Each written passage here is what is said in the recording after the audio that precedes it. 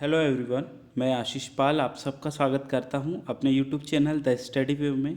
आज के इस वीडियो का टॉपिक है past perfect tense.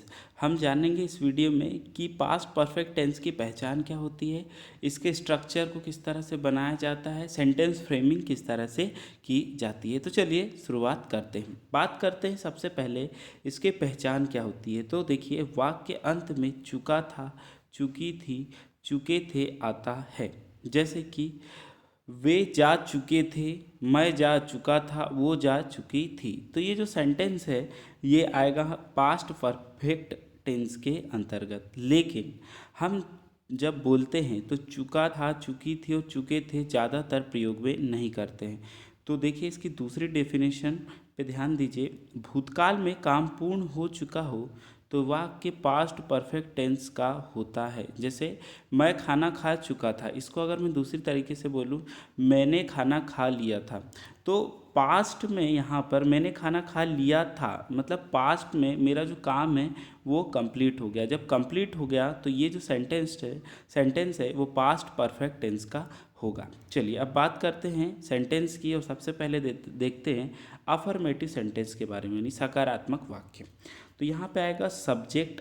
Subject he she it के अलावा राम श्याम इंडिविजुअल नेम या दे, इस तरह से जो भी होंगे वो होंगे सब्जेक्ट। साथ में हेड होगा हेल्पिंग वर्ब, और वर्ब की यहाँ थर्ड फॉर्म का यूज़ करेंगे। जैसे गो, गो का सेकंड फॉर्म होता है वेंट और थर्ड फॉर्म हो जाता है गॉन। तो जब भी गो से संबंधित कुछ सेंटेंस में आएगा तो हम गॉन का यूज़ करेंगे, ये इसकी वर्ब की थर्ड फॉर्म। और रिमेनिंग जो भी होगा वो होगा ऑब्जेक्ट। चलिए अब एग्जाम्पल के थ्रू समझते हैं, बेटर आप समझेंगे। तुम सब डिनर खा चुके थे, you all had taken dinner. मैं उसे पहले से ही जानती थी, I had already known him. मेरे दादाजी कहानी सुना चुके थे, my grand father had told story. उसने मुझे तुम्हारे बारे में पहले ही बता दिया था, she had already told me about you. Sita Sita 6 बजे से पूर्व सो चुकी थी, सीता हैड स्लेप्ट बिफोर 6। उसने मुझे पहले से ही चेतावनी दी थी, ही हैड ऑलरेडी वार्न मी। तो ये थे हमारे अफर्मेटिव सेंटेंस। अब बात करते हैं हम नेगेटिव सेंटेंस के बारे में। तो नेगेटिव सेंटेंस के लिए बनाने के लिए देखिए, सब्जेक्ट फिर से ही शी इट राम श्याम, ये सब सब्जेक्ट हो गया। साथ में हैड और हैड के साथ नॉट और उसका कॉन्ट्रैक्शन फॉर्म आएगा तो इसको बोलेंगे हैडेंट। और साथ में वर्ब की थर्ड फॉर्म और रिमेनिंग ऑब्जेक्ट। चलिए अब इसको देखते हैं सेंटेंस। मैं उसे पहले से नहीं जानती थी, I hadn't already known him. Rahul एक किताब नहीं लिख चुका था, Rahul hadn't written a book. आगे देखते हैं।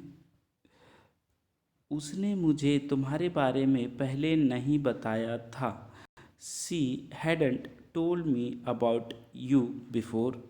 उसने मुझे पहले ही चेतावनी नहीं दी थी, he hadn't already warned me. सोने से पहले मैंने दीपक नहीं जलाया था, I hadn't lighted the lamp before I slept. चलिए ये तो थे हमारे नेगेटिव सेंटेंस। अब देखते हैं हम इंट्रोगेटिव सेंटेंस के बारे में। इंट्रोगेटिव सेंटेंस जहाँ पे हम प्रश्न पूछ रहे हो, तो सबसे पहले हमको पता है कि सेंटेंस के आगे अगर हम हैड पुट कर दें यानी हेल्पिंग वर्ब पुट कर दें तो वह सेंटेंस हो जाएगा हमारा इंट्रोगेटिव। तो हैड सब्जेक्ट, साथ में वर्ब की थर्ड फॉर्म और ऑब्जेक्ट।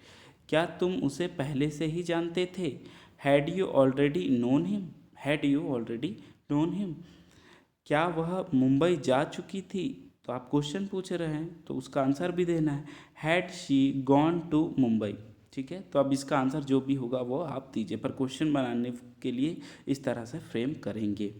क्या सीता 6 बजे से पूर्व सो चुकी थी, हैड सीता स्लेप्ट बिफोर 6। क्या वह 8 बजे से पूर्व नहा चुका था, had he taken bath before 8।